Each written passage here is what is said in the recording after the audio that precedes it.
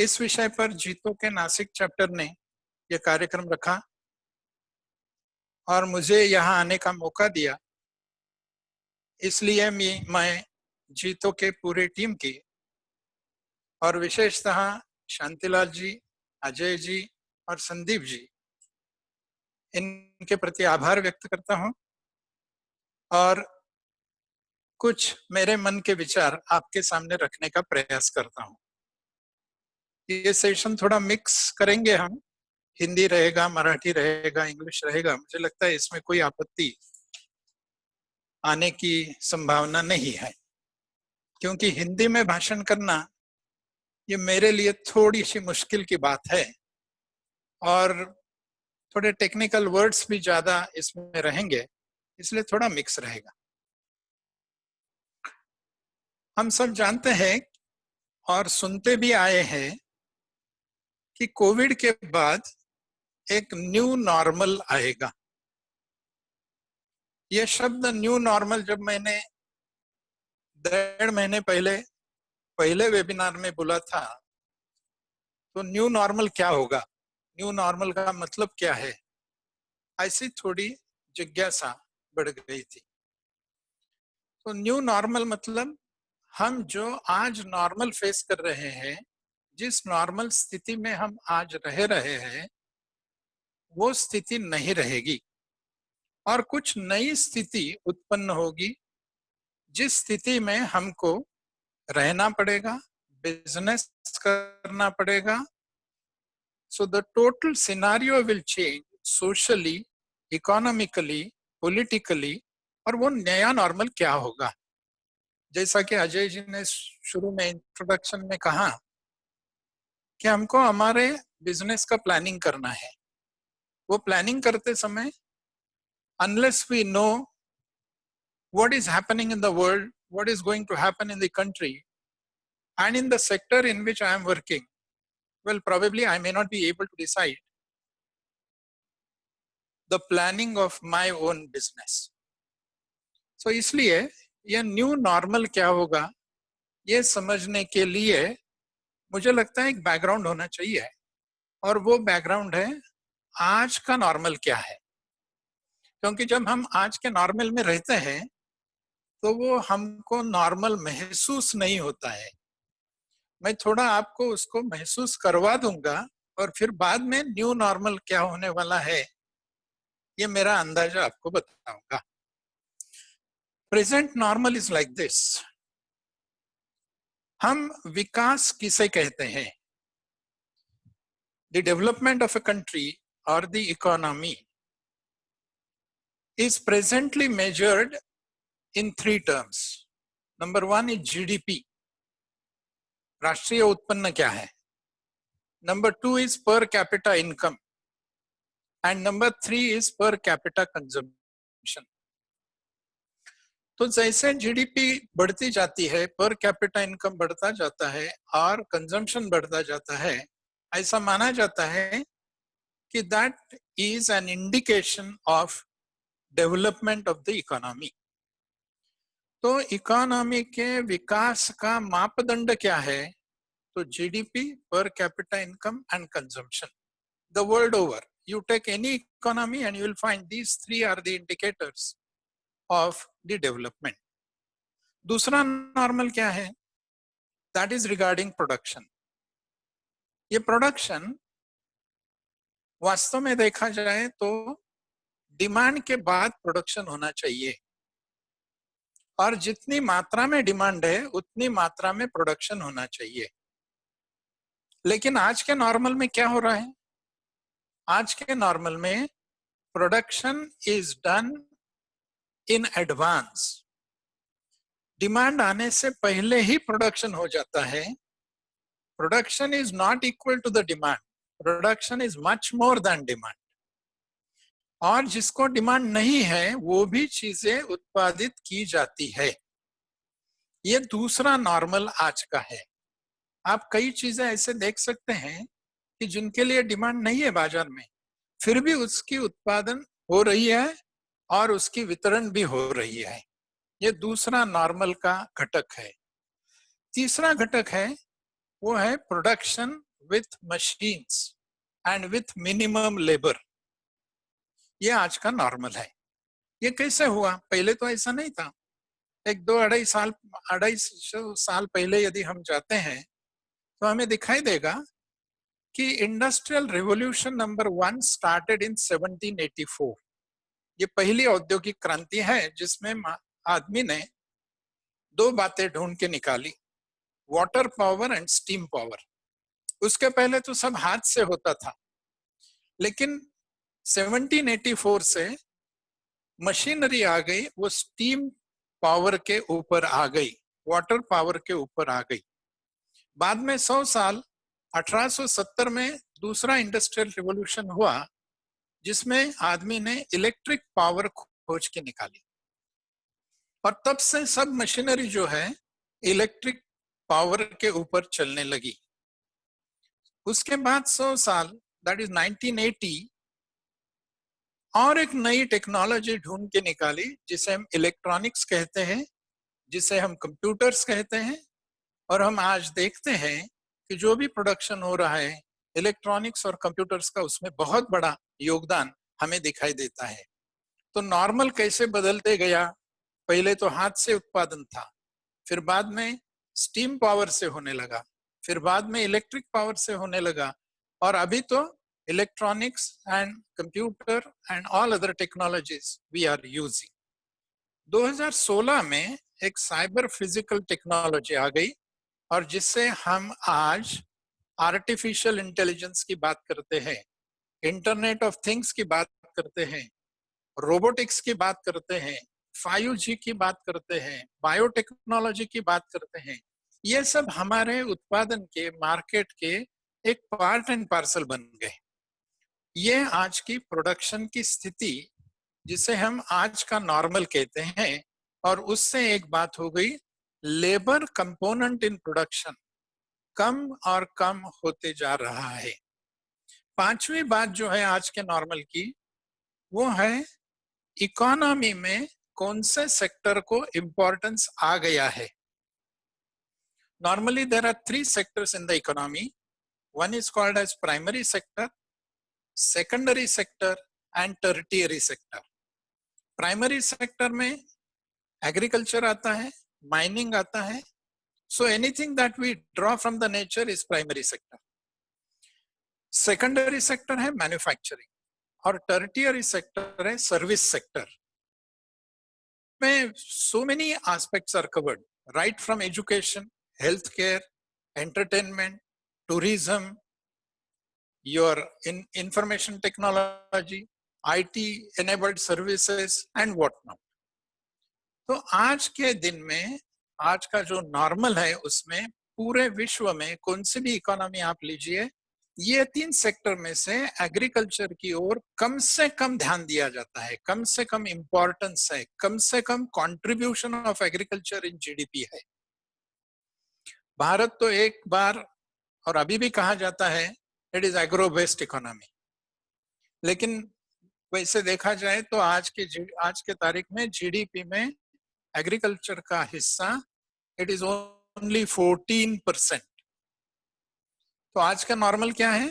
Industry and service sector is given more importance in the development of the economy. छठा भाग आज के normal में है वाइडर मार्केट्स। पहले तो हम जानते हैं कि markets were restricted to the local area. आप में से बहुत सारे लोग जानते हैं कि there used to be a weekly market at taluka place or at some bigger cities. Now markets are boundaryless. This is new normal. Market barriers have been removed और खुला मार्केट हो गया है। Exports is a common thing in almost all the countries. सातवीं एक बात है जिसे हम आज का नॉर्मल कहेंगे, और वो है ग्लोबलाइजेशन। सब जगह आज हम बात सुनते हैं तो वैश्वीकरण की, और वैश्वीकरण is not only for trade, not only for trade of goods and services, but it is for agriculture produce, it is for services, it is for capital, it is for aid, it is for intellectual property. Everything is getting globalized. और ये हमारा normal बन गया है.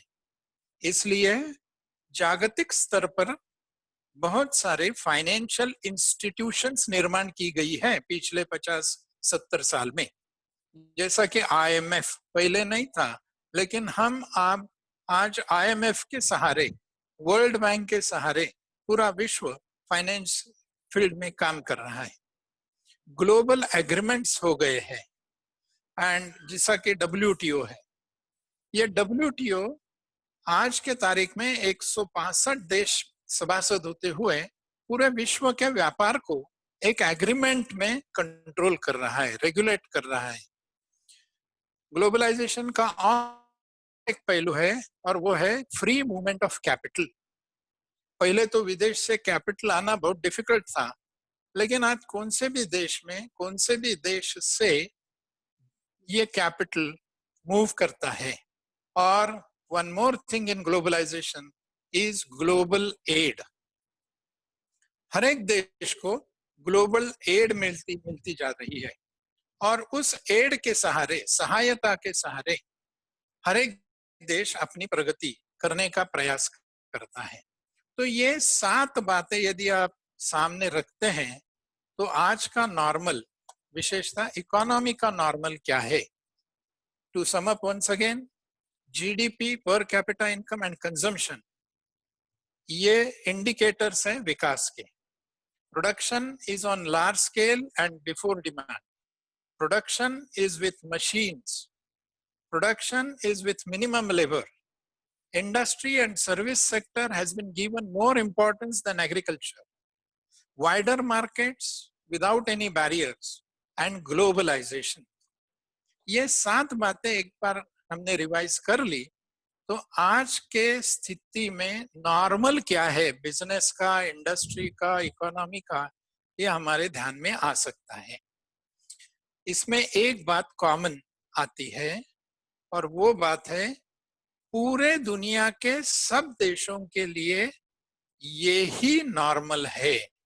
ऐसा नहीं हुआ है कि डेवलप्ड कंट्रीज के लिए ये नॉर्मल है, अंडर डेवलप्ड कंट्रीज के लिए और कुछ नॉर्मल है, डेवलपिंग के लिए और कुछ नॉर्मल है, और जैसा कि इंडिया को कहते हैं इमर्जिंग इकोनॉमीज के लिए और कुछ नॉर्मल है. ये सब बातें सब देशों को, whatever may be their level of development, सब बातें यही है. इसका मतलब क्या हो गया? एक बात मैं आपके ध्यान में लाकर देना चाहता हूं, वो ये है कि आज जो इकोनॉमिक पॉलिसीज है, प्लान्स है, प्रोसीजर है, प्रोग्राम्स है, ये सब एक ही है सब देशों के लिए. One size fits all. इस तत्व के ऊपर आज का विकास, आज की इकोनॉमिक एक्टिविटी चालू है और इसमें कोई किसी को गलत नहीं लग रहा है. Any European country which is industrially advanced follows the same procedure, plan and policies, and the same procedure, plan and policies are followed by any African country. मुझे लगता है ये बात आज कोविड के बाद सब लोगों के ध्यान में आने लगी है कि हमारी इकोनॉमी डिफरेंट है, उनकी इकोनॉमी डिफरेंट है और हमारी लेवल ऑफ डेवलपमेंट डिफरेंट है, बाकी देशों की लेवल ऑफ डेवलपमेंट डिफरेंट है. तो हमारे लिए कौन सी पॉलिसीज लेनी चाहिए, ये हर देश को, हर इकोनॉमी को तय करना चाहिए. ऐसा आज नहीं हो रहा है. ये आज की टुडेज प्रेजेंट हमें से नॉर्मल है. तो रेडीमेड पॉलिसीज कोई तो भी डेवलप्ड वर्ल्ड के कंट्री या कोई तो भी डेवलप्ड वर्ल्ड की इंस्टीट्यूशन प्लान बनाती है और उस प्लान के मुताबिक पूरे विश्व के लिए, सब देशों के लिए एक डेवलपमेंट का प्लान हो जाता है.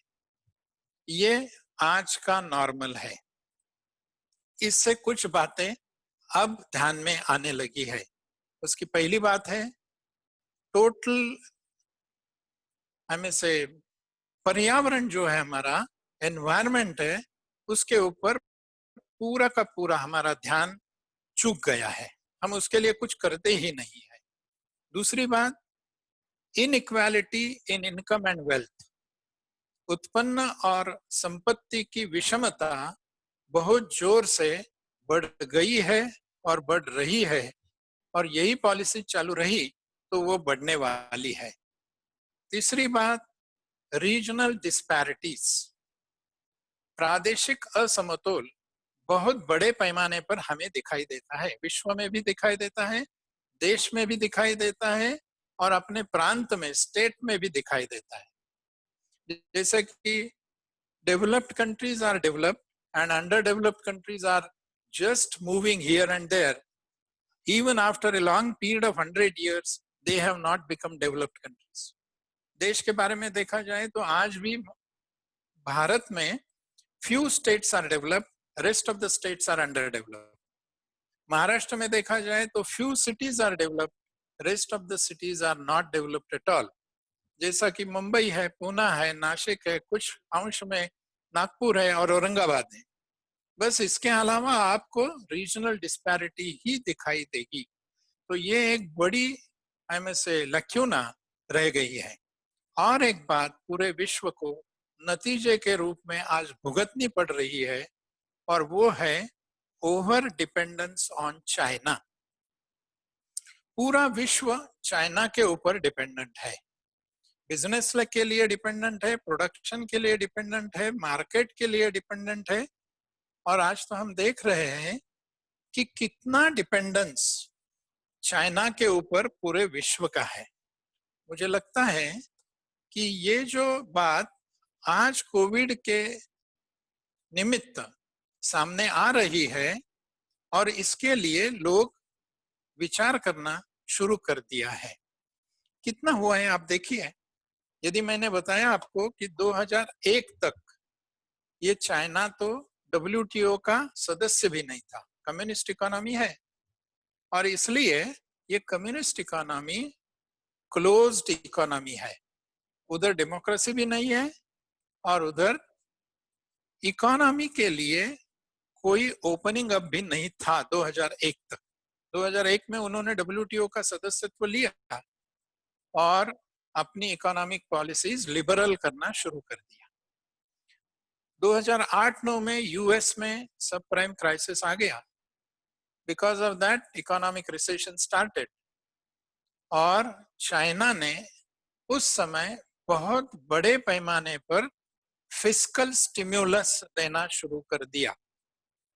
अमेरिका बुरी तरह से अफेक्टेड था, तो अमेरिकन कंपनीज को रेड कारपेट ट्रीटमेंट देके चाइना ने इनवाइट किया। बहुत बड़े प्रमाण से चाइना में इन्वेस्टमेंट होना शुरू हो गया, और because of the liberal policies in China, China became production hub of the world in a very short period of time. तो उन्होंने WTO का सदस्यत्व लेना और यूएस में सब प्राइम क्राइसिस आना, ये दोनों बातों का अच्छी तरह से उपयोग करके अपना एक विशिष्ट स्थान पूरे विश्व में निर्माण किया। आज के तारीख में चाइना की इकोनॉमी वर्ल्ड की नंबर 2 इकोनॉमी है। आज के तारीख में पूरे विश्व में जितने भी देश हैं, उनके बैंकिंग एसेट्स सबसे ज्यादा चाइना में है। तीसरी बात हम ध्यान में ले सकते हैं, और वो है जग में से पूरे विश्व में यदि हमने 500 बड़ी कंपनियां देखी, तो उनमें से 129 companies are having their head offices in China. China का फॉरेन एक्सचेंज रिजर्व्स दुनिया के कौन से भी देश से ज्यादा है, और वो है $3.1 ट्रिलियन। चाइना सबसे बड़ा निर्यातदार देश है। करीब करीब 14% of the world exports are from China and 10% of the imports of the world are from China. पूरे विश्व में 200 से करीब करीब आसपास देश है, और चाइना का share 14% in exports and 10% in imports है। इतनी चाइना की आज इंडस्ट्री में हम कह सकते हैं होल्ड है। तो पूरे विश्व के लिए आज computer, office equipments, communication equipments, professional equipments, इसकी निर्यात पूरे विश्व में से 35% अकेला चाइना करता है। टेक्सटाइल एंड लेदर की एक्सपोर्ट 33% पूरे विश्व में चाइना करता है। Glass and non metallic products की 25% एक्सपोर्ट अकेला चाइना करता है। मशीनरी, इलेक्ट्रिकल इक्विपमेंट्स की एक्सपोर्ट 20% अकेला चाइना करता है। मुझे लगता है पूरा विश्व कितना चाइना के ऊपर डिपेंडेंट है, इस बात का अंदाजा हम इन फिगर से वर्कआउट कर सकते हैं। अभी ये सब कोविड के निमित्त पूरे विश्व के सामने आ गई बात है। और दो बातें चीन के बारे में और आने वाले न्यू नॉर्मल के बारे में आप हम सबको ध्यान में रखनी होगी, और वो है, मैंने बताया फॉरेन एक्सचेंज रिजर्व्स पूरे विश्व में हाईएस्ट चाइना के पास है। अब ये फॉरेन एक्सचेंज रिजर्व में तो यूएस का डॉलर मेन होता है, गोल्ड होता है और कुछ अदर देशों की करेंसी होती है। ये बातें फॉरेन एक्सचेंज रिजर्व्स में आती है। तो टोटल जो यूएस की सिक्योरिटीज इशू हुई है, US treasury bills and bonds, वो करीब करीब 7,066 बिलियन डॉलर्स है। उसमें से करीब करीब 1100 बिलियन डॉलर्स अकेले चाइना के पास है। आप तो सब लोग बिजनेस में हैं, इसका आप परिणाम $7,000 में से $1,100 अकेले चीन के पास है, और ये सिक्योरिटीज है। अभी चीन तो एक वार्निंग दे रहा है, जब भी यूएस प्रेसिडेंट चाइना के ऊपर कुछ आरोप लगाते हैं, तो चाइना एक ही बात कहता है डायरेक्टली और इनडायरेक्टली, और वो ये है कि हम ये यूएस सिक्योरिटीज बेचने के लिए मार्केट में लाएंगे। अभी आप कल्पना कर सकते हैं 1100 अब्ज डॉलर की सिक्योरिटीज यदि मार्केट में आ जाती है तो ये सिक्योरिटीज की वैल्यू क्या हो जाएगी, क्योंकि सिक्योरिटीज के ऊपर इंटरेस्ट तो ऑलमोस्ट जीरो है, इंटरेस्ट नहीं है, फिर भी 1100 बिलियन डॉलर चाइना के पास है। तो ये एक बात चाइना कभी भी कर सकती है, और यदि ये चाइना करती है तो मुझे लगता है यूएस की इकोनॉमी को बहुत बड़ा धक्का होने वाला है। और दूसरी एक बात चाइना के बारे में मैं कहना चाहूंगा, और वो ये है कि अब दुनिया में जो करेंसी हर एक कंट्री अपने सेंट्रल बैंक के द्वारा इशू करती है, जैसा कि भारत में रुपीज है, अमेरिका में यूएस है, चाइना में युआन है, ये करेंसी किसके आधार पर होती है? एक समय ऐसा था जब गोल्ड स्टैंडर्ड था, तो ये करेंसी और गोल्ड रिजर्व्स उस गवर्नमेंट के पास जितने थे उनका एक रिश्ता था। लेकिन अभी आप सबको शायद मालूम होगा, नहीं है तो मैं अभी बताता हूं, there is not a single currency in the world, not a single country in the world having connection of its currency with gold reserves. तो फिर ये करेंसी कैसे छपती है, कितनी मात्रा, how much quantity of currency should be circulated in the economy, ये कैसे डिसाइड होता है? तो रिजर्व बैंक और सेंट्रल गवर्नमेंट डिसाइड करते हैं कितनी करेंसी होनी है और इतनी करेंसी निकलती है। This is not true only for India, this is true for all countries in the world including US. किसी के पास स्वर्ण का साठा नहीं है और करेंसी निकल रही है।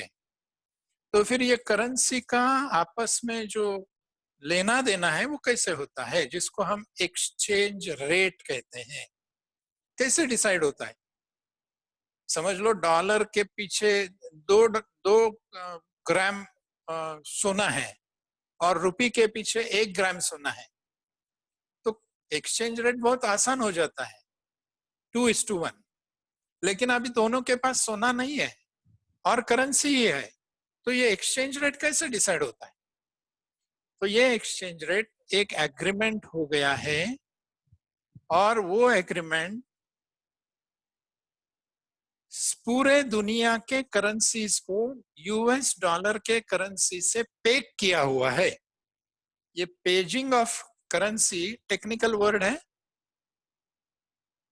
इसलिए पूरे विश्व में हर एक करेंसी डॉलर के स्वरूप में उसका एक्सचेंज रेट क्या है वो बताया जाता है।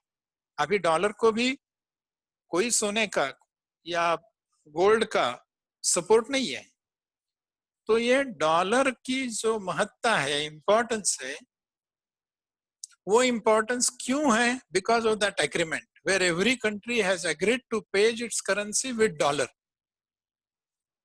आपने शायद पढ़ा होगा, सुना होगा, एक 8-10 दिन पहले चाइना ने ऐसा कहा, ऐसा रिपोर्टिंग हो गया कि China is going to give up its pegging with US dollar और China will enter into transactions in yuan only in the world। अभी आप कल्पना कीजिए यदि ये होता है तो डॉलर की क्या स्थिति हो जाएगी और पूरे दुनिया में एक डिफरेंट मॉनेटरी सिस्टम आ सकती है।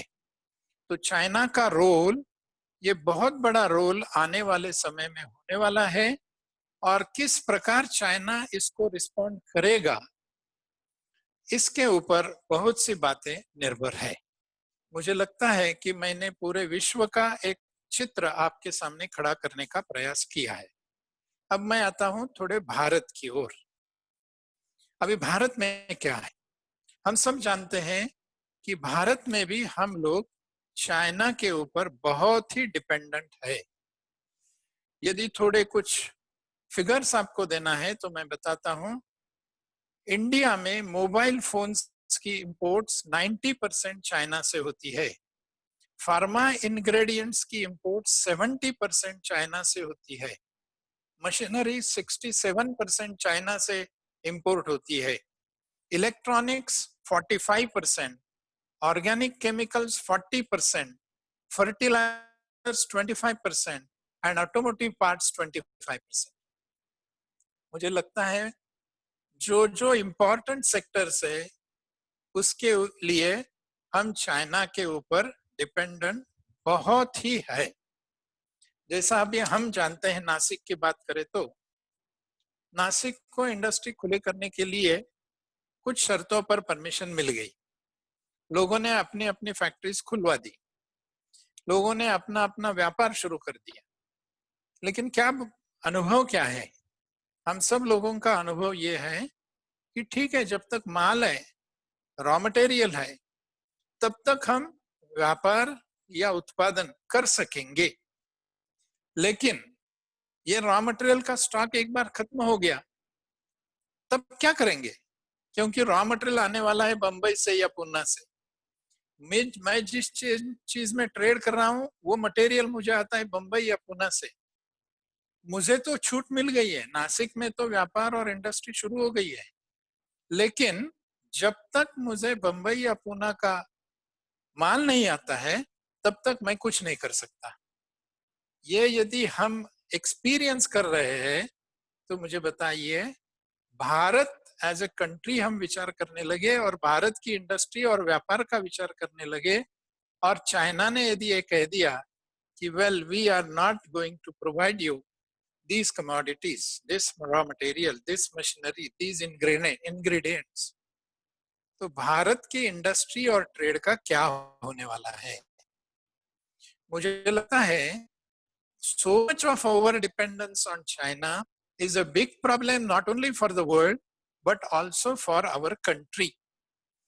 इतने समय तक, जैसे कि 10-12 साल, 2008 से लेकर 2020 तक 10-12 साल पूरा जग तो ये अप्रिशिएट कर रहा था, एंजॉय कर रहा था कि भाई चलो हमको सस्ते में माल मिल रहा है, चाइना से सस्ते में मिल रहा है, उधर प्रोडक्शन कॉस्ट बहुत कम है, लेबर कॉस्ट बहुत कम है, फैसिलिटीज बहुत ज्यादा है, वहां जाएंगे प्रोडक्शन करेंगे और सब जग, पूरा विश्व उससे खरीद रहा था। Theory of comparative advantage, globalisation के लिए ऐसा कहा जाता था कि जिसको एडवांटेज है उसने वो करना है और बाकी नहीं करना है, बाकी इंपोर्ट करना है। ऐसा कहकर हम पूरे विश्व में चाइना के ऊपर निर्भर होते गए और आज भी निर्भर है। तो अब जो न्यू नॉर्मल आने वाला है उसके पड़घम पिछले 2-3 साल से हम एक्सपीरियंस कर रहे हैं। पहला क्या है, हम सब जानते हैं कि पूरे विश्व में अभी थोड़ा लोकल के ऊपर ध्यान देना शुरू हो गया है।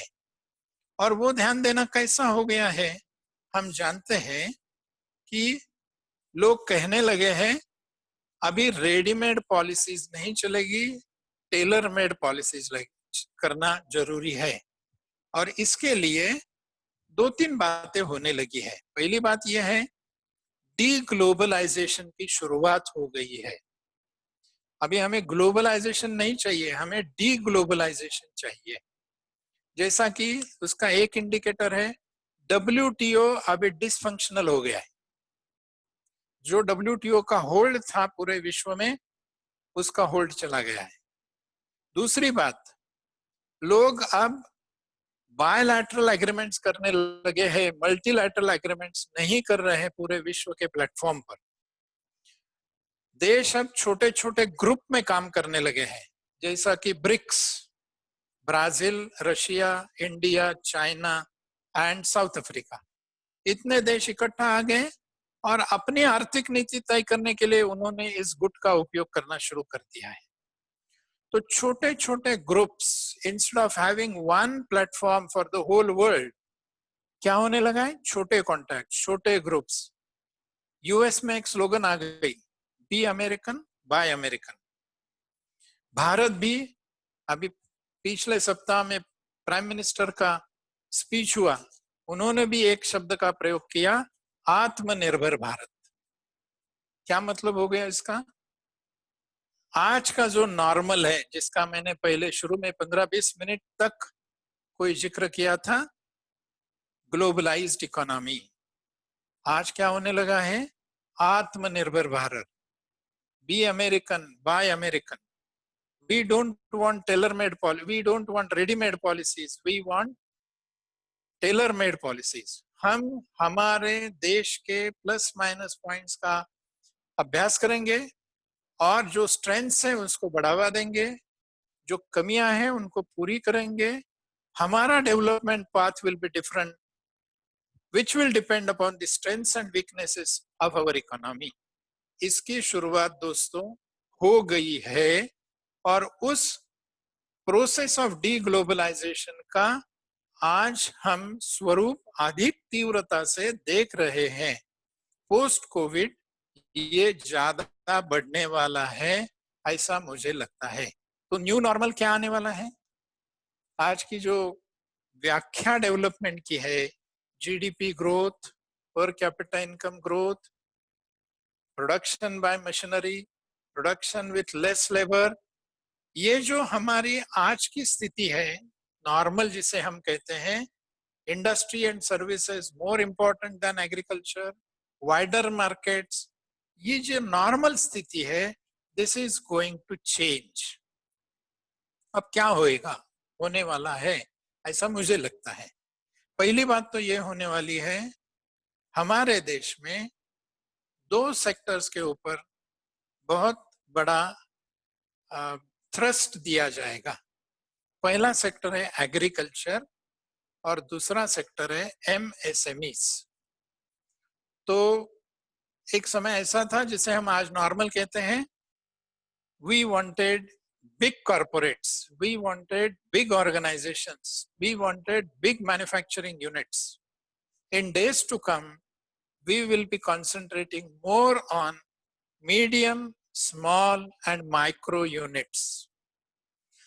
Agriculture once upon a time was contributing about 60% of GDP.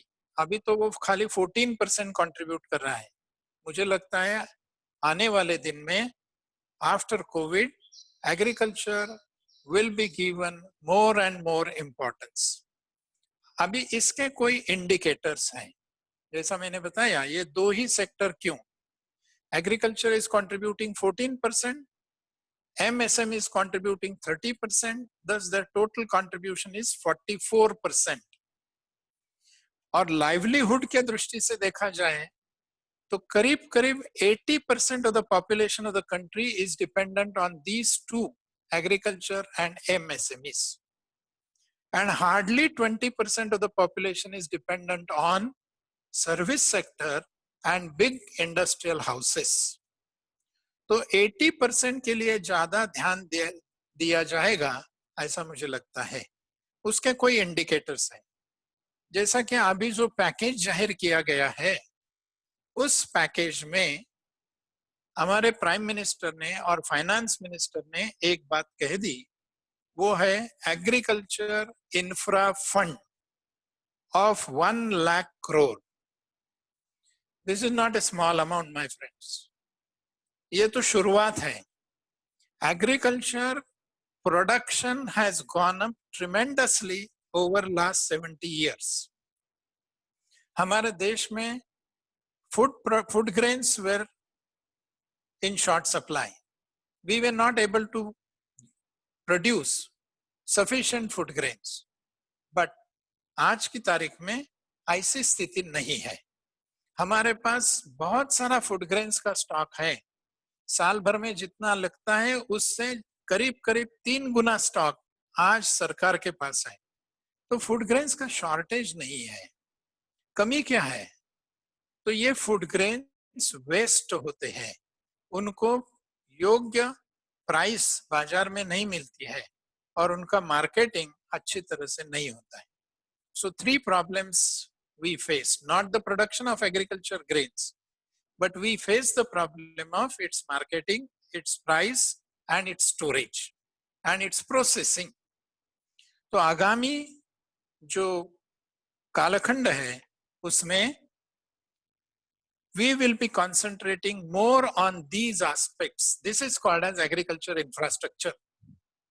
I repeat once again, agriculture marketing, agriculture pricing, agriculture processing and agriculture storage. ये 4 बातों, इसलिए कोल्ड स्टोरेज की चेन होना है, इसलिए वेयर हाउसेस होने हैं, इसलिए एक फूड प्रोसेसिंग यूनिट स्टार्ट होने चाहिए। ये सब बातें होने के लिए जो भी इंफ्रास्ट्रक्चर जरूरी है वो जरूरी इंफ्रास्ट्रक्चर तैयार करने के लिए 1 लाख कोटी इतना प्रोविजन इसमें कर रखा है। दूसरी बात जिसका मैंने जिक्र किया, एग्रो प्रोसेसिंग यूनिट्स, उसके बारे में ये पैकेज में कहा गया है कि ये प्रोसेसिंग कैसे होगा। अब तो हम जब तक देखते नहीं है हमारे ध्यान में नहीं आता है, मैं थोड़ा आपका ध्यान उस तरफ ले जाता हूँ। एग्रो प्रोसेसिंग क्या है? बहुत बहुत कैपिटल इंटेंसिव है क्या? मुझे लगता है बिल्कुल नहीं। बहुत सी प्रोडक्ट्स एग्रीकल्चर प्रोड्यूस के ऐसे हैं कि जिसके लिए ज्यादा इन्वेस्टमेंट की जरूरत ही नहीं है, बहुत बड़ी टेक्नोलॉजी की भी जरूरत नहीं है, बहुत बड़ी स्किल की भी जरूरत नहीं है। 2-3 उदाहरण लेके हम इसको पहले समझ लेते हैं और फिर आगे बढ़ते हैं। Tomato, our farmers are growing tomatoes on a very large scale, but when the production is big, well, they are not able to sell it in the market at a price, so they simply throw it away. तो agriculture produce हो गया tomato, और tomato का processing हो गया for example tomato ketchup. अभी tomato से tomato ketchup बनाना, इसके लिए कितनी कैपिटल लगती है, कितनी स्किल लगती है, कितनी टेक्नोलॉजी लगती है, कितनी मशीनरी लगती है? मुझे लगता है बहुत ही कम इन्वेस्टमेंट ने टेक्नोलॉजी में ये हो सकता है। आज हम क्या देखते हैं? Multinational companies are marketing tomato ketchup which is produced by local small and medium units. किसान टोमेटो केचप, आप देख लीजिए उसके रैपर पर क्या लिखा है, marketed bye so and so company, manufactured by so and so company. तो छोटे छोटे उद्योग ये बनाते हैं, लेकिन उसका मार्केटिंग किसी बड़े मल्टीनेशनल को करना पड़ता है। क्यों? क्योंकि उसके मार्केटिंग टेक्निक्स, उसका ब्रांडिंग, उसका पैकिंग, उसकी एडवर्टीजमेंट ये छोटे उद्योग समूह नहीं कर सकते। ऐसे एग्रीकल्चर प्रोसेसिंग के बहुत सारे प्रोडक्ट्स हैं, और एक दो लेना है तो हम जानते हैं शुगर केन से शुगर बनाना, और ऑयल सीड से ऑयल बनाना। हमारे यहाँ ऑयल तो बहुत बनता है, ऑयल सीड्स तो बहुत ग्रो होते हैं, लेकिन वो ऑयल सीड्स हम एक्सपोर्ट करते हैं और एडिबल ऑयल हम इंपोर्ट करते हैं। बहुत बड़ा इंपोर्ट ऑयल का हमारा होता है। मुझे लगता है कि ये जो इंपोर्ट हो रहा है, क्या हमारे गांव में इस ऑयल के लिए चक्कियां नहीं थी? लेकिन हमें ऐसा बताया गया ओवर लास्ट 4-5 डिकेड्स कि ये तो रिफाइंड ऑयल नहीं है, हमको तो रिफाइंड ऑयल यूज करना चाहिए। एक रिफाइंड नहीं, डबल रिफाइंड, ट्रिपल रिफाइंड चाहिए।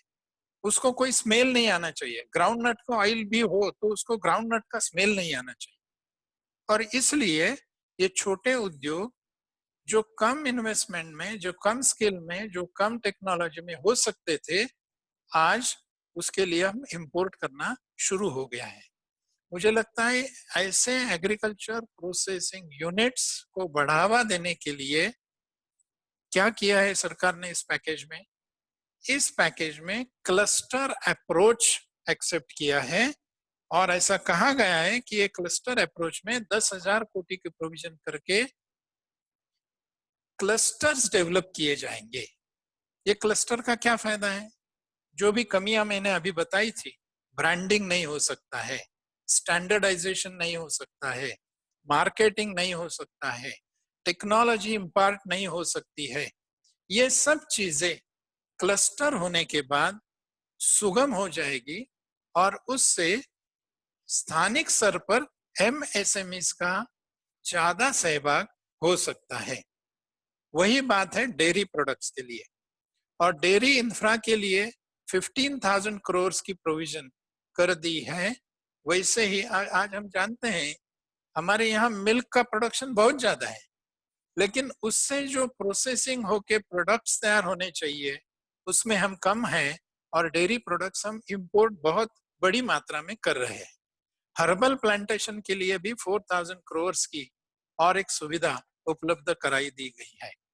मुझे लगता है agriculture and MSMEs, if they go hand in hand, then the picture of rural India will change, where 80% of the people are dependent.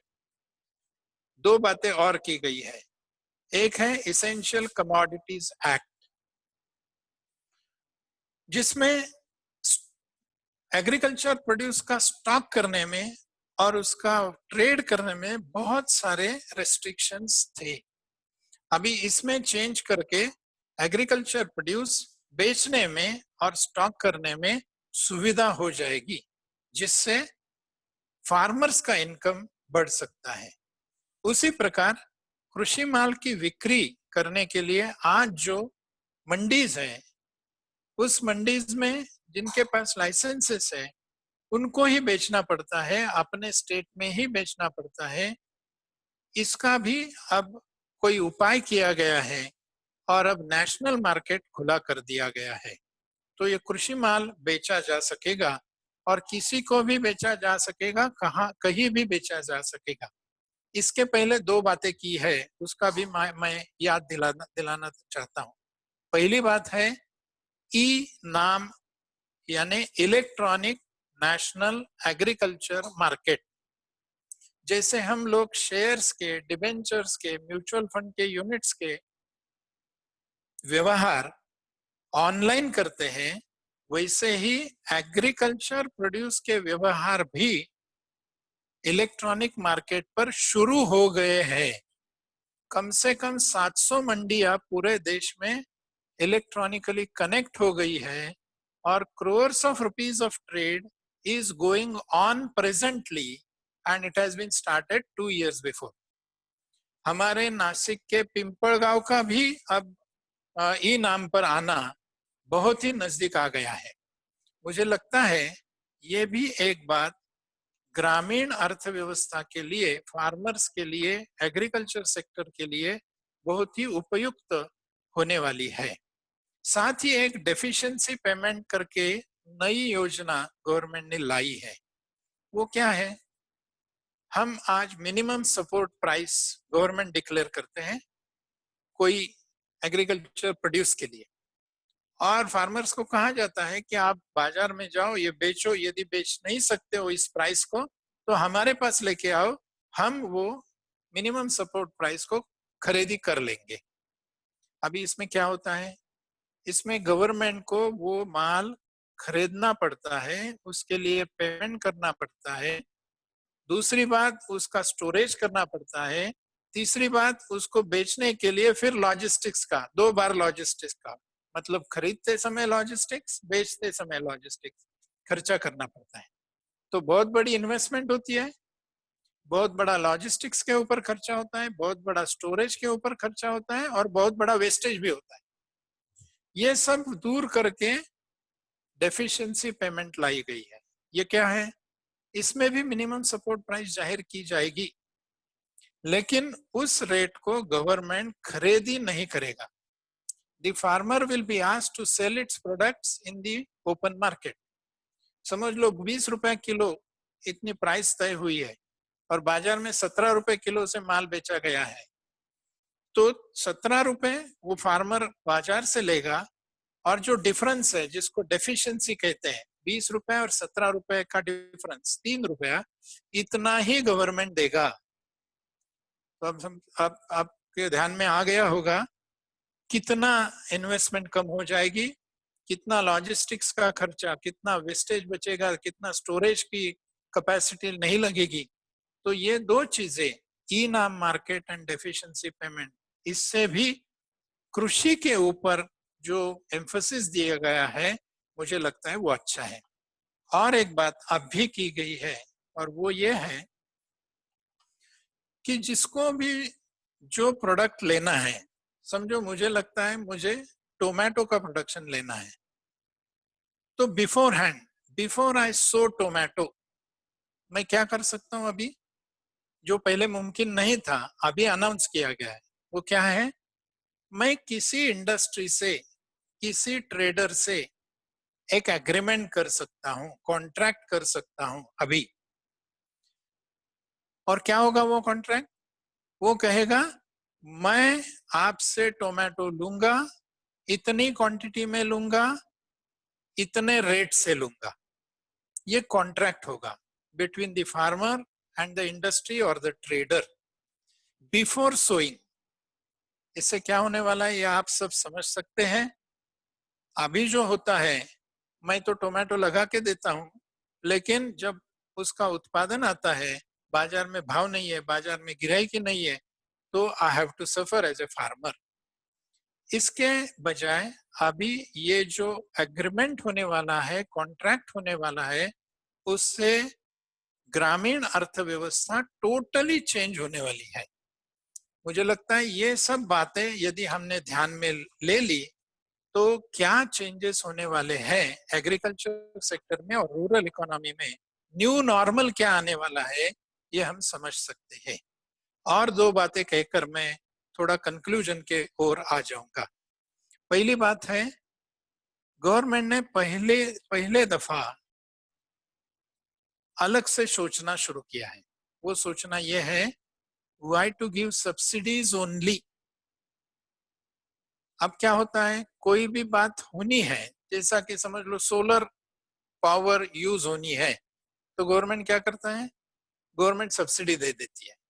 Solar energy producer को subsidy देती है, solar energy user को subsidy देती है, लेकिन वो subsidy एक बार ही काम आती है और वो वेस्ट भी बहुत जाती है, क्योंकि सब्सिडी जाना योग्य स्थान पर यह भी मुश्किल है।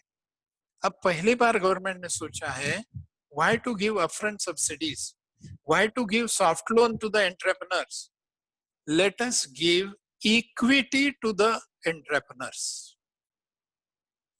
भांडवल देगी सरकार। तो शायद आपको ये लगेगा क्या फिर से पब्लिक सेक्टर अंडरटेकिंग्स आने वाले हैं? बिल्कुल नहीं दोस्तों। आज हमारे दृष्टि में जो पब्लिक सेक्टर अंडरटेकिंग्स है वो बहुत बड़े अंडरटेकिंग्स है, और ये जो फंड ऑफ फंड्स नाम की कंसेप्ट 50,000 करोड़ की जो डिक्लेयर की गई है, वो न्यू स्टार्टअप उद्योग के लिए है, छोटे एमएसएमईज के लिए है।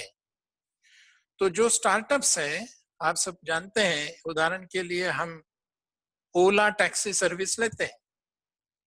किसी को ये मालूम था ये कैसा नया नॉर्मल आ गया है? देखो, एक 5 साल पहले यदि किसी ने बताया होता कि आपके पास एक भी व्हीकल नहीं है तो भी चलेगा, लेकिन आप पूरे हिंदुस्तान में टैक्सीज प्रोवाइड कर सकते हो, क्या हमने इसके ऊपर कोई विश्वास किया होता? मेरे पास एक भी नहीं है। Fleet of taxis was the need that time to run a tourist business. लेकिन आज ये ओला ने मुमकिन करके दिखाया। उनके पास शायद टैक्सी हो या न भी हो, वो अन्य लोगों की टैक्सी लेके किसी को भी टैक्सी की सर्विस प्रोवाइड कर सकते हैं। यह है टेक्नोलॉजी। स्विगी, बताओ मुझे, एक भी रेस्टोरेंट नहीं है, OYO एक भी होटल नहीं है, लेकिन आप जहां चाहे वहां वो होटल की रूम प्रोवाइड कर सकते हैं। ये न्यू नॉर्मल है, टेक्नोलॉजी के यूज से बिजनेस में आया हुआ चेंज है। तो इन लोगों के पास टेक्नोलॉजी है, न्यू आइडिया है, करने की क्षमता है, उनके पास भांडवल नहीं है। इन लोगों को बैंक के पास गए तो लोन नहीं मिलता है, क्योंकि तारण देने के लिए, सिक्योरिटी देने के लिए उनके पास कुछ नहीं है, मॉर्गेज करने के लिए कुछ नहीं है। तो इनको बढ़ावा देने के लिए ये इक्विटी गवर्नमेंट की काम में आएगी, और इसलिए 50,000 करोड़ का fund of funds to participate in the ownership of such startups. आप कल्पना कर सकते हैं, यदि ये आ गया तो पूरा बिजनेस का सिनारियो चेंज होने वाला है। और एक बात की गई है, और वो है गवर्नमेंट के जो टेंडर्स है, 200 कोटी रुपए के टेंडर्स अब ग्लोबल टेंडर्स नहीं रहेंगे। इसका मतलब क्या हो गया? छोटे उद्योग के लिए गवर्नमेंट के टेंडर्स अब मिल सकते हैं। इन सब चीजों को ध्यान में रखते हुए हम ये कह सकते हैं कि total approach is going to change. We are concentrating not on cities, not on metros, not on big industries, not on big manufacturing hubs, but probably in days to come, हमें आत्मनिर्भर बनना है, तो agriculture, small and medium, decentralised economy, rural India, इसके ऊपर ज्यादा ध्यान दिया जाएगा। ये बातें ध्यान में रखकर हमें अपने बिजनेस को रीपुट करना चाहिए, ऐसा मुझे लगता है। और ये खाली भारत में होने वाला है ऐसा नहीं है, पूरे विश्व में they will be following some different policies. One policy will not be henceafter useful and followed by all the countries in the world.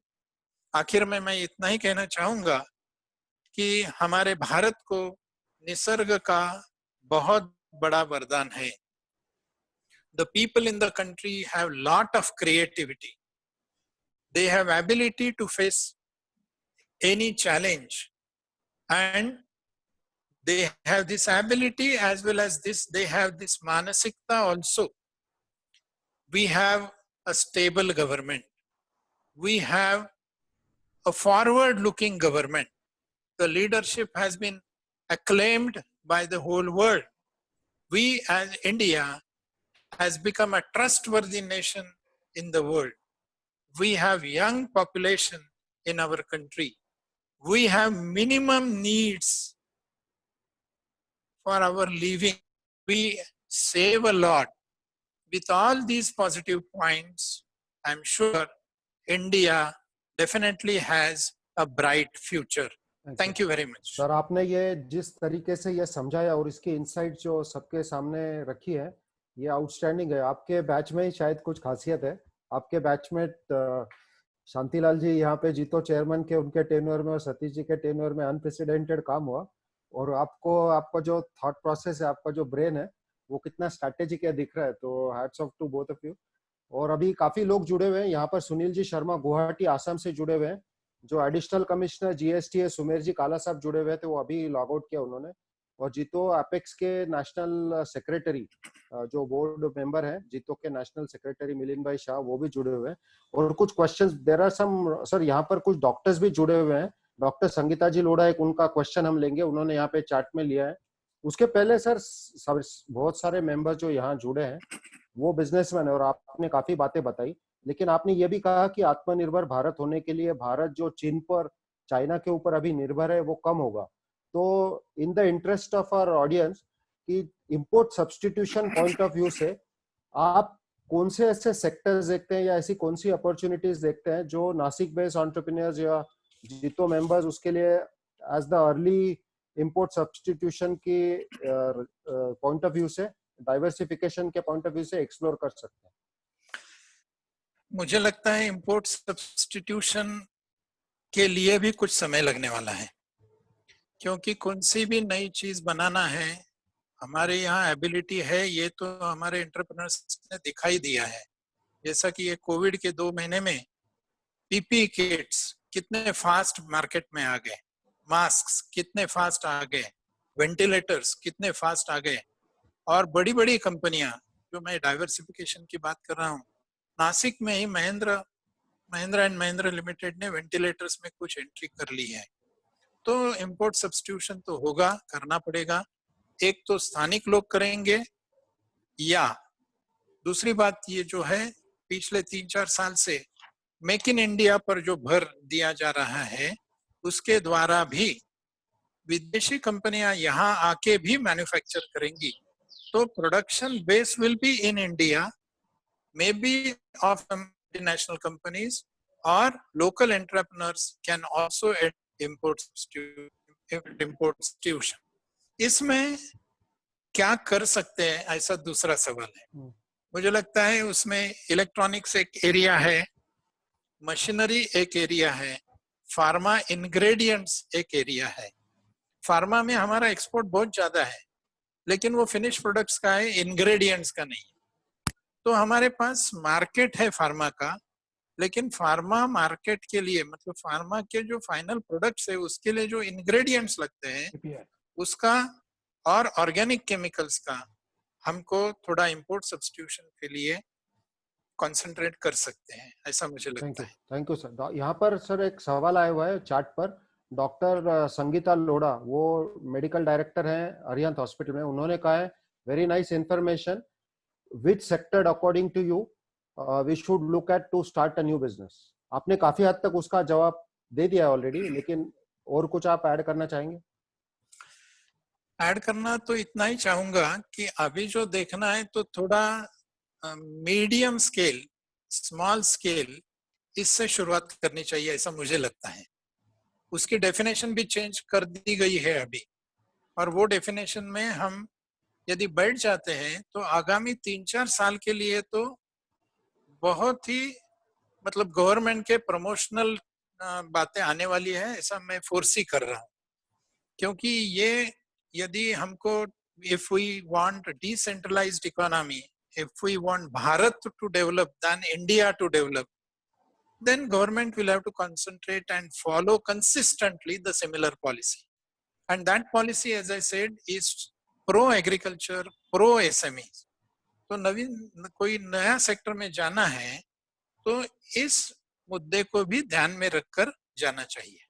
Okay, thank you sir. हाँ, उन्होंने कहा था, आई थिंक उनका फॉलोअप क्वेश्चन है कि उनका लड़का USA से आ रहा है तो किस फील्ड में, तो आपने उसका जवाब दे दिया है।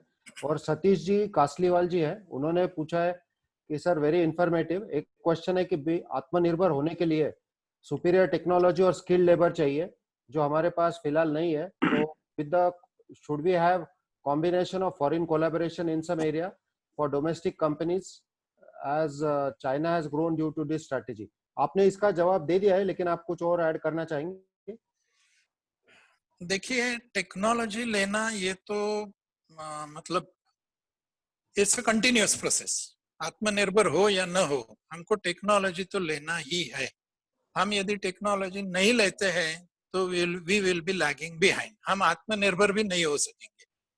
तो टेक्नोलॉजी तो लेना है। आप सबको मालूम है, मुझे लगता है कि राजीव गांधी जी के समय में जो भी कंप्यूटर का किस्सा हो गया था, और नरसिंह राव ने तब जो भी कुछ किया था, मुझे लगता है आप सब लोगों को शायद मालूम होगा, इतने एडवांस स्टेज के होते हुए भी नरसिंह राव जी ने टेक्नोलॉजी के लिए क्या नहीं किया था। खुद उन्होंने कंप्यूटर सीख लिए थे। मुझे लगता है ये तो एग्जाम्पल है।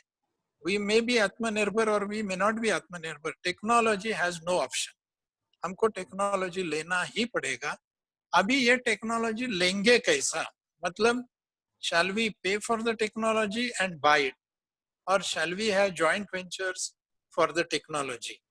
ये तो बातें उस टेक्नोलॉजी के ऊपर, जिन लोगों को वो टेक्नोलॉजी लेना है उनके ऊपर निर्भर करेगा, क्योंकि ये टेक्नोलॉजी तो गवर्नमेंट नहीं लेने वाली है, ये टेक्नोलॉजी तो बिजनेस हाउसेस लेने वाले हैं।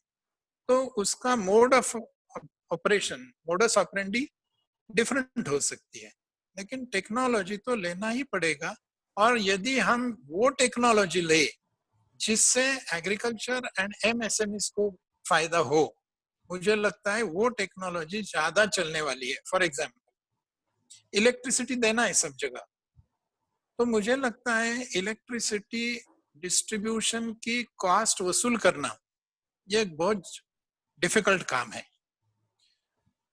ये हम सब जानते हैं, जैसा कि फार्मर्स को हमने इलेक्ट्रिसिटी दी, उसके ऊपर उसने पंप चलाया, लेकिन उसका बिल वसूल करना ये बहुत मुश्किल काम है। तो अभी एक जिक्र हो रहा है, आपने शायद सुना होगा, प्रीपेड इलेक्ट्रिक मीटर्स। जैसा कि प्रीपेड मोबाइल है हमारा, तो जिसको भी इलेक्ट्रिसिटी का कनेक्शन चाहिए उसको प्रीपेड मीटर देना है। यदि ये प्रीपेड मीटर दिया तो वसूल करने की कोई झंझट ही नहीं बचेगी। जब तक उसका प्रीपेड है तब तक उसके पास इलेक्ट्रिसिटी रहेगी, प्रीपेड खत्म हो गया तो इलेक्ट्रिसिटी नहीं मिलेगी। This is technology link to agriculture irrigation. ऐसी टेक्नोलॉजी जो एग्रीकल्चर और एमएसएमई को काम में आने वाली है, ऐसी टेक्नोलॉजी यदि ले ली तो मुझे लगता है आगामी 4-5 साल में उसको उसका अच्छा उपयोग होगा और उसका अच्छा बिजनेस भी मिल सकता है। Thank you. Yes. Neelam ji Ajmera जी ने हाथ ऊपर किया हुआ है, हैंड रेज है, उनके पास आएंगे। लेकिन सर अभी जो यहाँ पर सारे मेंबर्स जो जुड़े हुए हैं, एक तो पोस्ट कोविड क्या होगा इसके बारे में आपने काफी मार्गदर्शन किया, लेकिन अभी कोविड सिचुएशन जब चल रही है, इस दरमियान बिजनेसेस के ऊपर काफी अनसर्टेनिटीज है और काफी स्ट्रेस सिनेरियो है। तो आप तो एडवाइजर हैं और आप इकोनॉमिस्ट भी हैं, तो फिलहाल ये फेज के जब सब लोग गुजर रहे हैं, इस फेज में आपके इस फेज के दौरान आपका क्या एडवाइस है बिजनेसमैन और जो भी यहाँ पर सुन रहे हैं आपको, उनके लिए क्या एडवाइस है? सर एक मिनट इसी से कंटिन्यूएशन में एक सवाल बॉक्स में है, रविंद्र जी पाटिल इनका, हाँ बोलिए। वो भी यही सवाल पूछ रहे हैं, थोड़ा सा वर्ड्स अलग है। एक फाइनेंशियल इमरजेंसी जैसी जो सिचुएशन क्रिएट हुई है साल भर के लिए, ये कब तक चलेंगी, ऐसा उनका सवाल है। तो ये इसको कनेक्ट करके सर से इसका जवाब लेते हैं। Thank you. कितने दिन चलेगी ये कहना तो मुझे लगता है कोई भविष्यवेत्ता ही कर सकता है, वो होरास्कोप देख के वगैरह, मैं तो नहीं कर सकता और कोई भी करना मुश्किल है, क्योंकि क्या हो रहा है आप देखिए, इसका हल ही नहीं निकल रहा है।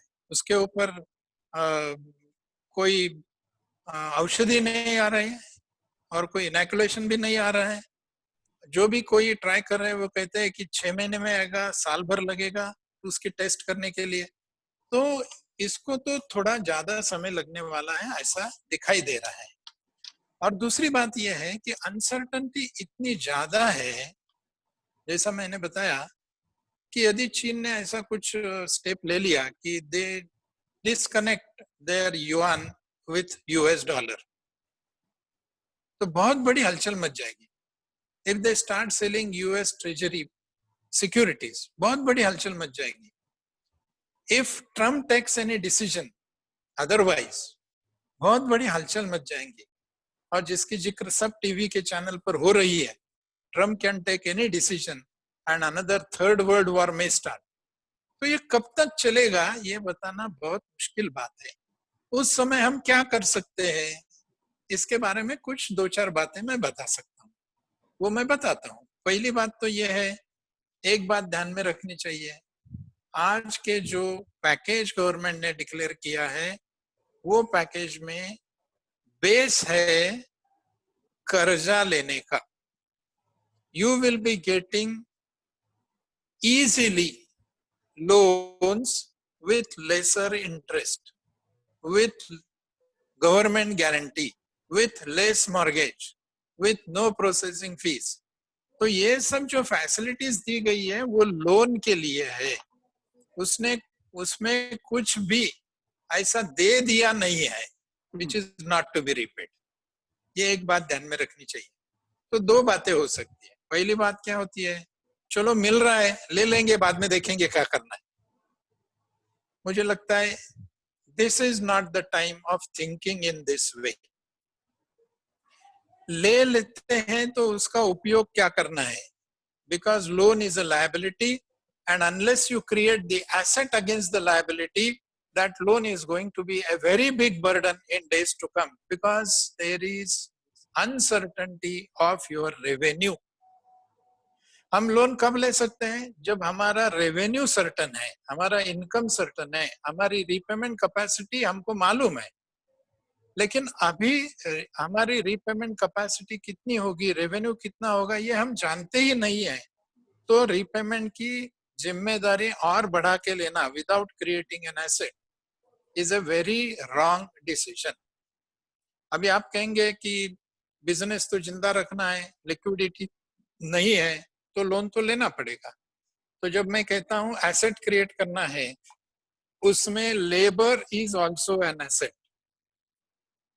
यदि आपको कोई ऐसे आपके एम्प्लॉइज हैं जिनको रखना है, जिनको छोड़ना नहीं है, तो दैट इज एन एसेट. उनको रखने के लिए कोई लिक्विडिटी नहीं है, इसके लिए लोन लिया तो समझ लेना वो मशीनरी फैक्ट्री बिल्डिंग के बराबर का एसेट आप बना रहे. लेकिन इसके अलावा यदि हम कुछ लोन ले रहे हैं क्योंकि वो मिलता है, आसान टर्म्स पर मिलता है, तो वो ठीक नहीं है. एक बात नंबर एक. दूसरी बात ये है कि हमको यदि इनकम सर्टन नहीं है तो we have to think 10 times about our expenditure. We have to categorize our expenditure into 3 parts, classify it as A category, B category and C category. The most essential, essential and non-essential. जो most essential है उतना तो करना ही है, लेकिन otherwise बाकी के 2 categories में जितना रिडक्शन हो सके उतना रिडक्शन करने की जरूरत है. दूसरी बात. और तीसरी बात, इन्वेस्टमेंट के बारे में भी हमको 10 बार सोचना चाहिए. जब हमारा इनकम सर्टन था तब हमने इन्वेस्टमेंट 2 बात से की थी. पहली बात रिटर्न्स, हमको उसके ऊपर रिटर्न्स कितने मिलते हैं, that was given prime importance. अब मुझे लगता है जो भी इन्वेस्टमेंट करना है वो investment security and liquidity rather than profitability, इसके आधार पर होनी चाहिए. हमें अभी जब चाहे वैसा उस समय पैसा लिक्विडेट होना चाहिए. Take the case of Franklin Templeton. पैसा गया है क्या, मुझे नहीं लगता पैसा गया है. लेकिन आज मिल रहा है क्या, आज नहीं मिल रहा है. तो liquidity is more important in this time. Similarly security, safety of your investment is more important, one part. And investment का दूसरा जो पार्ट है वो पार्ट है investment for what period of time, at what frequency. बहुत सारे लोगों ने 20 साल की इंश्योरेंस पॉलिसी निकाल के रखी है. अभी 20 साल के लिए उसका हफ्ता भरना है, इंस्टॉलमेंट पे करना है, पॉलिसी का प्रीमियम भरना है. हमने 20 साल की क्यों निकाली, क्योंकि हमारा इनकम सर्टन था, हमारा बिजनेस का एक लेवल सर्टन था. We were sure that that much income we will get, that much turnover we can achieve, and hence that type of commitment has been done. बहुत से लोगों ने SIP किया है, बहुत बड़े रकम का SIP किया है. क्यों कर सके, क्योंकि इनकम वाज सर्टन. अभी हमको ये देखना है कि इन्वेस्टमेंट करते समय इतनी लॉन्ग टर्म की कमिटमेंट करना है या नहीं करना है. क्योंकि हम सब जानते हैं, फॉर एग्जाम्पल LIC की पॉलिसी 20 साल की निकाली और आप नहीं पे कर सके, yes there is surrender value, but the surrender value is so meager as compared to the amount that you are investing. तो आपका लॉस भी है और जिस कारण के लिए हमने वो इन्वेस्टमेंट की है वो कारण भी सफल नहीं होता है। तो तीन बातें, लोन की एक बात है, एक्सपेंडिचर की एक बात है और इन्वेस्टमेंट की एक बात है।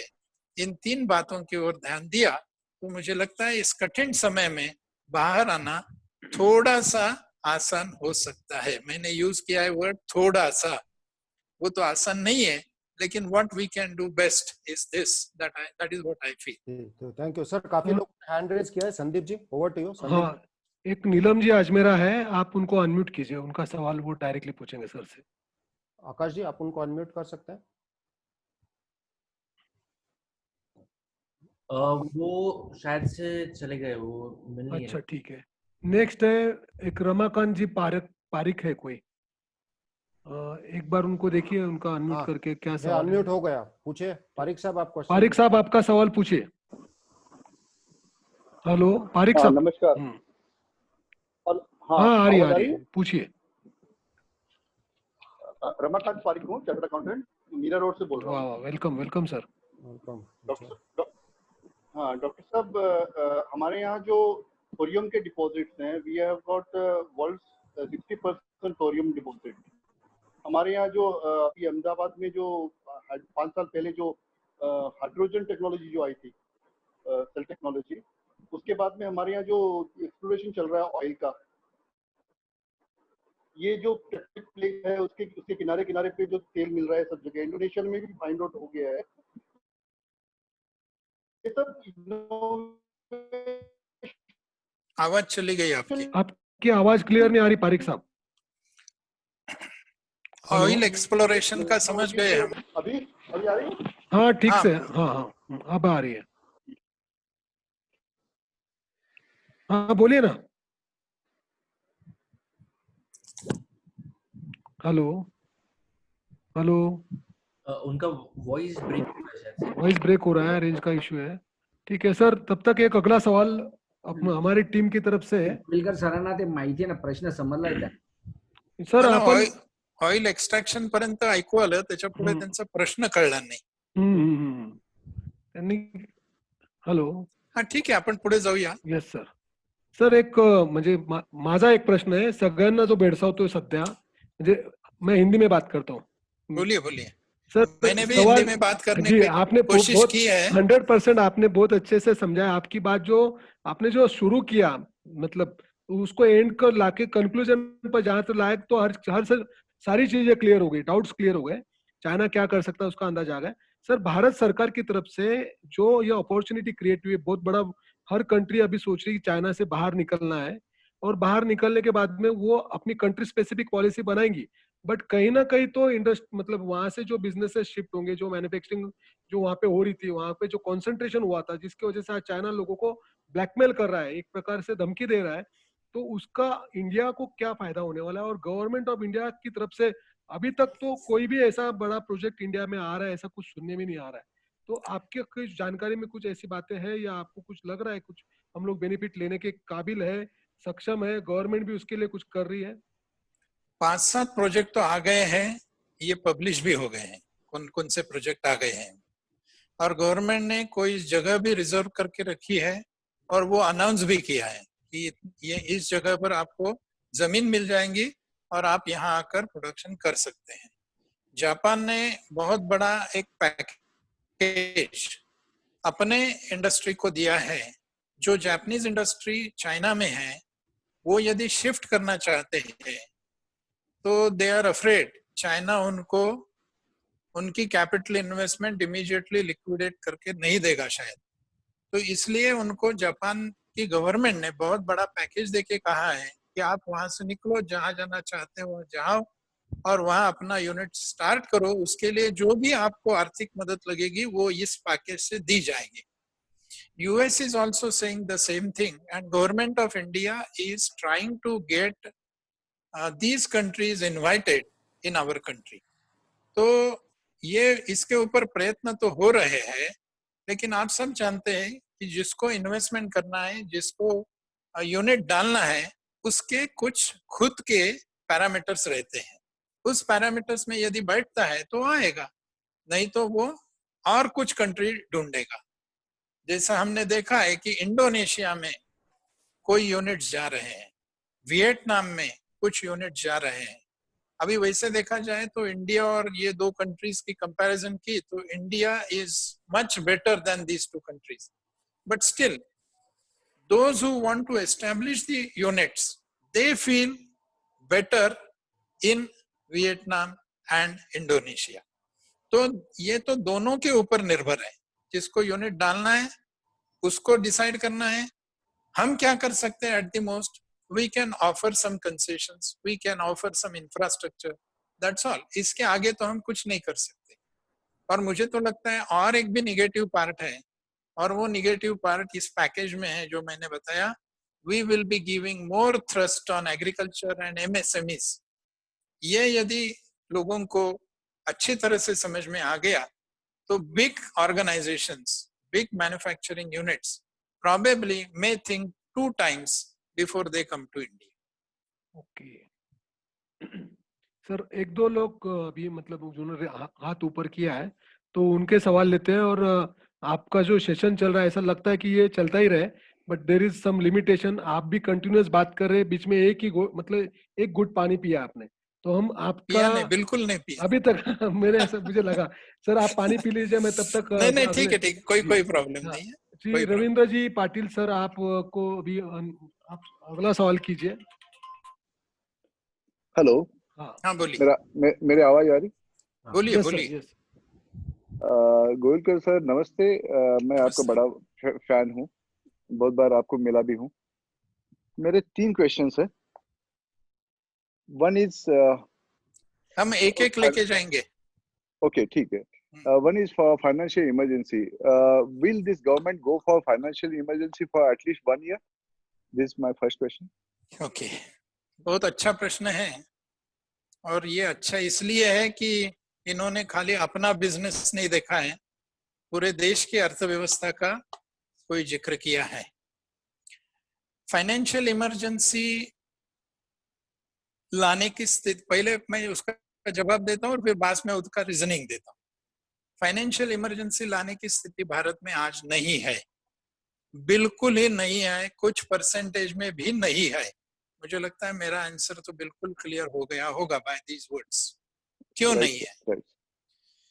इसके लिए 2-3 बातें मैं आपको बताता हूँ। पहली बात, भारत सरकार का डेट टू जीडीपी रेशो, मतलब गवर्नमेंट बोरोइंग्स एंड देश का इनकम, इसका ratio is about less than 50%।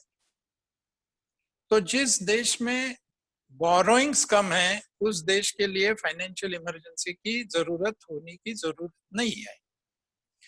अभी ये कम है ऐसा मैं कह रहा हूं, तो इसके लिए कंपैरिजन के लिए मैं आपको बताता हूं। US is having debt GDP ratio of 103%. Many European countries have debt to GDP ratio more than 100%. We are having less than 50%. Number 1। Number 2, अपना डेफिसिट का परसेंटेज टू जीडीपी, आज भी हमारा deficit percentage, fiscal deficit to GDP इतने 1 साल के recession के बाद और कोविड के एक्सपेंडिचर के बाद भी 4% के आसपास है। ये भी बहुत कम है, इसलिए डेफिसिट कम है, मॉनेटाइजेशन ऑफ डेफिसिट कम है, बोरोइंग कम है। दूसरा रीजन। तीसरा रीजन, करंट अकाउंट डेफिसिट। हम आज भी देखते हैं कि अन्य देशों की कंपैरिजन में हमारा करंट अकाउंट डेफिसिट भी बहुत कम है। और चौथी, इन्फ्लेशन रेट। इतने सब पिछला पूरा साल समझ लो हमारे रिसेशन में ही है, तो फिर भी हमारा इन्फ्लेशन का रेट आज भी कंट्रोल में है। Once upon a time it was about 10% plus, आज भी वो 3.5-4% के आसपास है।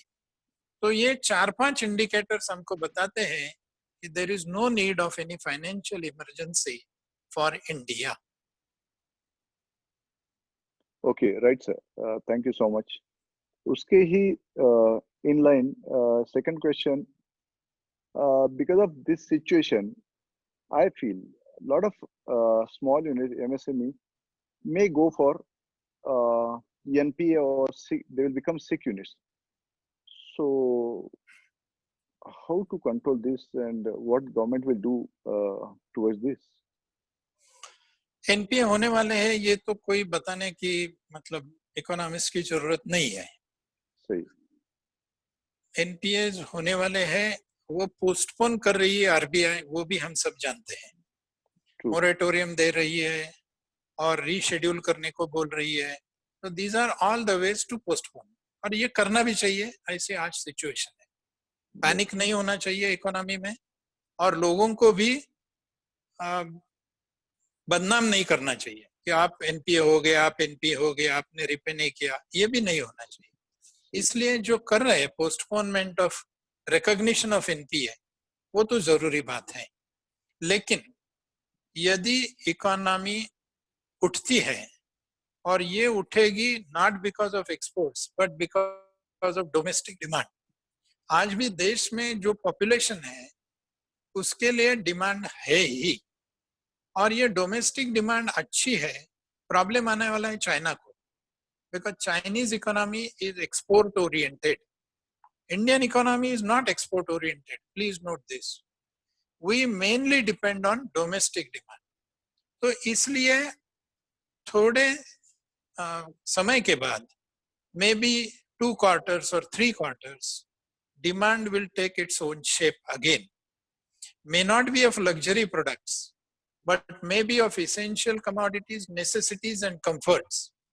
And इसमें जो डिमांड आएगी और जो ये पैकेजेस का इम्पैक्ट है वो आना शुरू हो जाएगा. इंफ्रास्ट्रक्चर डेवलप होना शुरू हो जाएगा. मानसून भी अच्छा है इस समय, तो एग्रीकल्चर प्रोड्यूस भी अच्छा होना चाहिए. एग्रीकल्चर प्रोड्यूस अच्छा है, एग्रीकल्चर इंफ्रास्ट्रक्चर हो रहा है, तो थोड़ा इनकम भी आएगा, डिमांड भी बढ़ेगी, और उसमें से एक बिजनेस साइकिल चलना शुरू हो जाएगा. मुझे लगता है ये सब होने के लिए 3 या 4 क्वार्टर्स की जरूरत है.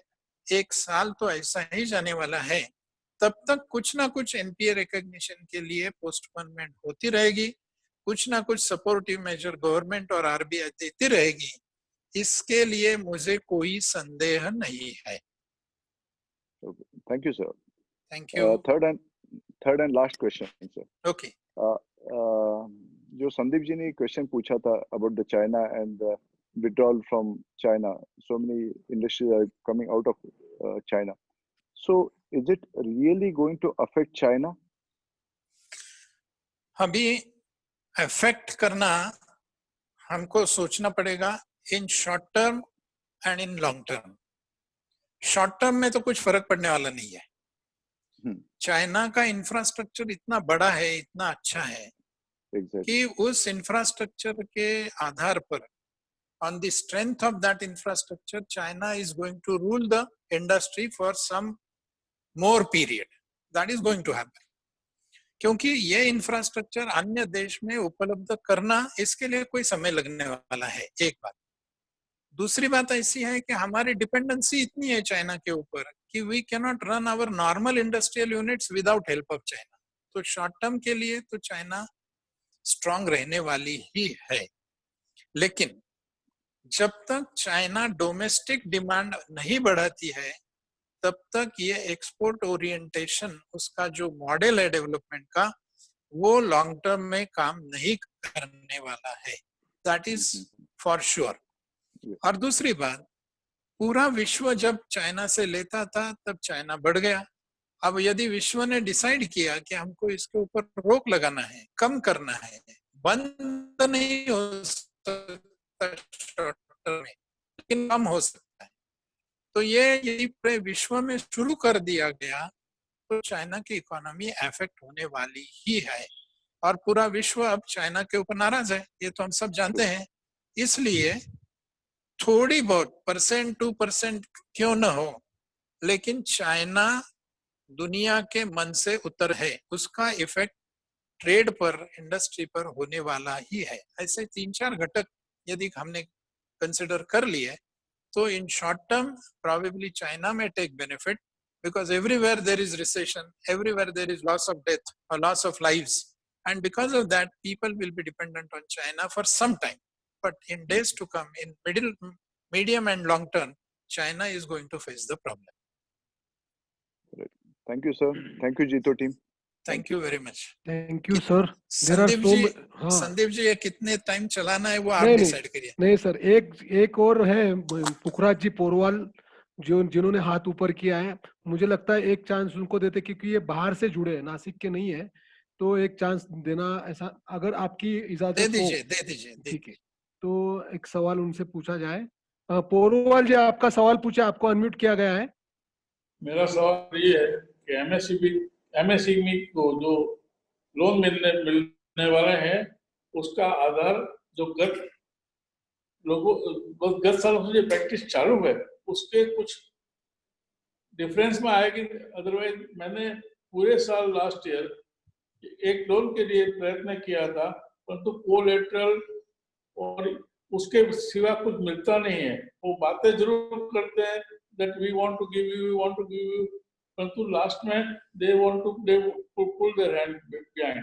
तो मुझे ये लग रहा है कि जब तक ये बैंकिंग सिस्टम ये रियली जो विदाउट कोलेटरल और विदाउट मॉर्गेजिंग जब तक नहीं आता तब तक loan is not going to be that easy. और उसके लिए आपका क्या विचार है? आप जो कह रहे हैं पिछले साल और उसके पहले सभी साल आप जो बोल रहे हैं वो बिल्कुल सही है, और उसमें बैंक की तरफ से कोई गलती है ऐसा मुझे नहीं लगता. जैसा तुम्हारा मेरा बिजनेस है वैसा बैंक का बैंकिंग ये बिजनेस है. बैंक को भी खुद को वायबल रखना है, खुद को प्रॉफिटेबल रखना है, खुद को क्रेडिट वर्दी रखना है. बैंक का खुद का कुछ नहीं है, तुम्हारा मेरा पैसा ही बैंक में है, इसलिए बैंक को खुद को लिक्विड और प्रॉफिटेबल रखना है. इसलिए उनके एसेट्स अच्छे रखने हैं और उनके एसेट में ज्यादातर एसेट लोन्स एंड एडवांसेस है. इसलिए उनका कोई गलत नहीं है कि वो मॉर्गेज देखे ना देखे कर्जा दे, रीपेमेंट कैपेसिटी ना देखे कर्जा दे, इसमें कोई गलत नहीं है. आज की तारीख में क्या हो रहा है, गवर्नमेंट कह रहा है कि we will give you the guarantee. आज की तारीख में गवर्नमेंट कह रहा है कि नाबार्ड और नेशनल हाउसिंग फाइनेंस और ऐसे जो नेशनल लेवल पर फाइनेंशियल कंपनीज है दे विल गिव रीफाइनेंस. तो बैंक ने कर्जा दिया तो उनको रीफाइनेंस मिलने वाला है, इसलिए उनको एक और गारंटी गवर्नमेंट की मिलने वाली है. तो इनके लिए थोड़ा आसान हो सकता है, एक बात, इसलिए सम लिबरल वो पॉलिसीज कर सकते हैं. दूसरी बात, अभी आरबीआई ने सीआरआर कम कर दिया है, इसके लिए उनके पास फंड आ गए, ज्यादा फंड है लोन देने के लिए, और रेपो रेट और रिवर्स रेपो रेट कम कर दिए. रिवर्स रेपो रेट रेपो से भी कम हो गया है. मतलब ये जो लिक्विडिटी उनके पास है वो लिक्विडिटी कहाँ लेके जाएंगे? वो यदि रिवर्स रेपो में डालते हैं तो उनको क्या मिलने वाला है? 3.75%. और सेविंग अकाउंट के ऊपर या टर्म डिपॉजिट के ऊपर क्या देना है? उसमें तो लॉस आने वाला है. इसलिए लिक्विडिटी का यूटिलाइजेशन उनको करना पड़े, ऐसी सिचुएशन क्रिएट कर दी गई है. यदि बाजार में वो इन्वेस्टमेंट की तरफ जाते, या तो लोन देना चाहिए या तो इन्वेस्टमेंट करना चाहिए. यदि इन्वेस्टमेंट करना चाहते हैं तो वो भी अनसर्टन है, कहाँ इन्वेस्टमेंट करें. इसलिए अभी उनको लोन देना उनके सर्वाइवल के लिए, उनके प्रॉफिटेबिलिटी के लिए, उनकी वायबिलिटी के लिए आवश्यक पूर्वी से ज्यादा हो गया है. तो ये दो चीजें ऐसी है, एक गवर्नमेंट की गारंटी और रीफाइनेंस, और दूसरी तरफ और इसके ये दो में और एक बड़ा जोड़ना है तो एनपीए नॉर्म्स के लिए पोस्टपोनमेंट. ये तीन बातें, और दूसरी तरफ रिवर्स रेपो का रेट घटता हुआ और अदरवाइज इन्वेस्टमेंट के लिए बड़े अच्छे सिक्योर्ड ऑप्शंस ना होना, इसकी वजह से कुछ थोड़ा बहुत फर्क होने वाला है. Government is after the banks to lend. तो ये सब चीजें ध्यान में रखते हुए कुछ तो भी लिबरल व्यू बैंक्स लेंगे ऐसा लगता है. धन्यवाद sir. With this, I think we should stop here. So much. अभी हमारे राहुल जी डूंगरवाल, आप सर का वोट ऑफ थैंक्स कहने के लिए आएंगे? Rahul ji, Oh, yes, sir. Is very dynamic young chartered accountant sir Rahul. Vinayak sir नमस्कार. गोविंद सर, नमस्कार नमस्कार. आपण बोललो होतो पहिले, पण स्पेशल म्हणजे हे माझं सौभाग्य आहे का हे मला आज वोट ऑफ थँक देण्याचा म्हणजे मौका भेटला आहे. हिंदी आपण सगळ्या जसं लँग्वेज मध्ये कमाल हिंदीमध्ये पण आपण उत्कृष्ट बोलले. मी प्रत्येक वेळेस आपल्याला वेगवेगळ्या लँग्वेज मध्ये ऐकलेलं आहे आणि प्रत्येक वेळेस जेव्हा पण ऐकतो तेव्हा काही ना काही नवीनच आपल्याकडनं ऐकण्यात भेटतं. नाही, मी विनंती केली होती खरं की मराठी किंवा इंग्रजी याच्यापैकी करू, पण मला जर आग्रह धरला की हिंदीत झालं तर बरं होईल. हा, कारण मी सगळ्या ठिकाणचे लोक, महाराष्ट्राच्या बाहेरचे पण बरेच लोक आपल्याला Okay, जॉईन okay. झालेले होते त्याच्यासाठी. तर there are some people whose reputation travels before them and you are one of them. I mean, whenever you are there, there are some audience which always want to listen to you again and again. Today in your speech, we have got very different insight like new normal, China's dominance, Government of India's initiative to tackle COVID-19, Atmanirbhar scheme, and new emerging sectors like agriculture and MSME. 1 hour with a wise man is always a insight for a lifelong, life turning experience. And this 1 hour or 1.5 hour which we have given us, it is life turning for all of us. Sir, मी पुन्हा एकदा आपल्याला धन्यवाद देऊ इच्छितो, कारण आपण मौल्यवान वेळातून आपण टाइम काढून ह्यासाठी आमच्यासाठी अवेलेबल झालात. आणि पुढे पण आम्ही थोडंसं आपल्याला कधी पण झाले तर आम्ही नक्कीच बोलू या प्लॅटफॉर्मवर, किंवा आम्हाला त्याचा म्हणजे लाभ घेतच राहायचा आहे. आजच्या सेशनसाठी मी जितो नाशिकला पण धन्यवाद देऊ इच्छितो. All the participant who actively participated.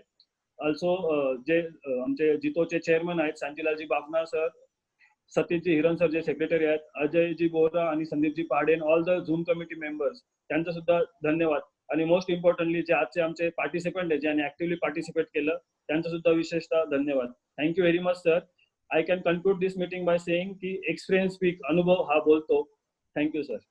Thank you sir, thank you so much. Goyalkar sir, हा. तुम्ही आलात, खूप बरं वाटलं. मी मध्ये डिस्टर्ब नाही केलं तुम्हाला, कारण तुमचा सगळ्यांचा फ्लो फार छान चालू होता. कोण बोलताय मला कळलं नाही. शांतीलालजी बापना तुमचे हो, येस, थँक्यू. आणि खूप बरं वाटलं तुम्ही आलात. तुम्हाला आम्ही फॉलोअप केलं, पण तुम्ही आलात त्याबद्दल धन्यवाद.